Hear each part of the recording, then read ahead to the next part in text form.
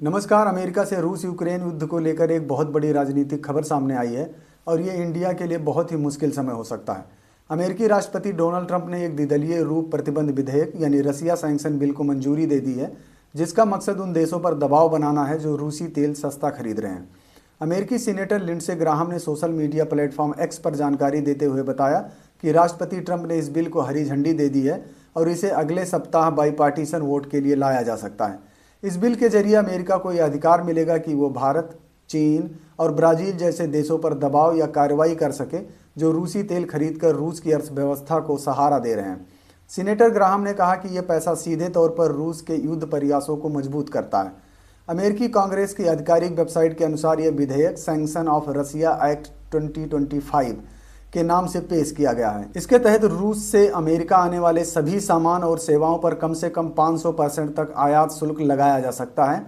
साथ ही कई व्यक्तियों और संस्थाओं पर भी कड़े प्रतिबंध लगाए जा सकते हैं। अगर रूस से अमेरिका जाने वाले सामानों पर 500% की टैरिफ लगाई जा सकती है तो ये टैरिफ बाकी देशों पर भी हो सकता है अप्लाई किया जाए। ये घटनाक्रम ऐसे समय सामने आया है जब यूक्रेनी राष्ट्रपति व्लादिमीर जेलेंस्की ने अमेरिकी प्रतिनिधिमंडल से मुलाकात की और युद्ध समाप्त करने के लिए कूटनीतिक विकल्पों पर चर्चा की। अब आप ये समझ सकते हो कि वहां पर किस तरीके की कूटनीतिक विकल्प तलाशे जा रहे हैं। भारत अमेरिका संबंधों में पहले से ही टैरिफ को लेकर तनाव बना हुआ है। राष्ट्रपति ट्रंप पहले यह बयान दे चुके हैं कि भारत द्वारा रूसी तेल खरीदने के कारण भारतीय सामानों पर 50% तक टैरिफ लगाया गया और भारत ने रुख नहीं बदला तो आगे और सख्त कदम उठाए जा सकते हैं। अंतर्राष्ट्रीय मीडिया में भी इस बिल को प्रेशर डिप्लोमेसी टूल के रूप में देखा जा रहा है, यानी सीधे प्रतिबंध से ज्यादा बातचीत के लिए दबाव बनाने की रणनीति। यूरोपीय देश भी अब रूस से ऊर्जा निर्भरता कम कर चुके हैं, लेकिन एशिया अब रूस के तेल का सबसे बड़ा खरीदार बन चुका है।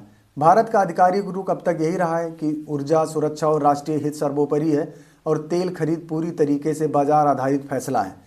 विशेषज्ञों का मानना है कि ये बिल पास होता है तो इसका इस्तेमाल तुरंत नहीं बल्कि रणनीतिक दबाव के रूप में किया जाएगा, यानी जो वो चाहते हैं उस पर इंडिया राजी हो जाए। अब मैं उस ट्वीट का पूरा हिंदी अनुवाद आपको बता देता हूँ। आज राष्ट्रपति ट्रंप के साथ विभिन्न मुद्दों पर कई एक बेहद सकारात्मक बैठक के बाद उन्होंने एक द्विदलीय रूप प्रतिबंध विधेयक को मंजूरी दे दी है, जिस पर मैं पिछले कई महीनों से सीनेटर ब्लूमेल्थन और कई अन्य सहयोगियों के साथ काम कर रहा हूँ।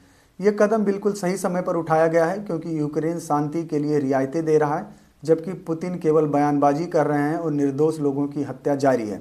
ये विधेयक राष्ट्रपति ट्रंप को यह अधिकार देगा कि वे उन देशों को दंडित कर सकें जो रूस से सस्ता तेल खरीदकर पुतिन की युद्ध मशीन को ईंधन दे रहे हैं।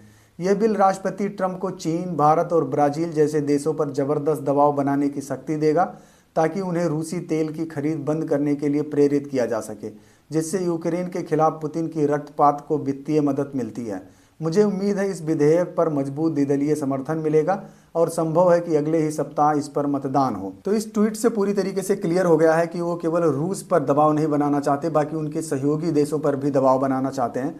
अब इंडिया का देखना है कि क्या रुख होता है, क्या वो पूरी तरीके से तेल खरीदना बंद करता है या नहीं करता है, क्योंकि आप अमेरिका पर भरोसा नहीं कर सकते। अगर आप अमेरिका पर भरोसा करते हैं और रसिया को छोड़ देते हैं तो ये इंडिया के लिए बहुत ही खतरनाक स्थिति हो सकती है। तो ऐसा लगता नहीं कि इंडिया इतनी जल्दी रसिया का साथ छोड़ेगा, लेकिन अमेरिका कितना दबाव बनाएगा इंडिया के ऊपर और इंडिया कितना बर्दाश्त करने के बाद में वो रिएक्शन करना शुरू करेगा, ये आने वाले दिनों में आपको पता चलेगा। धन्यवाद।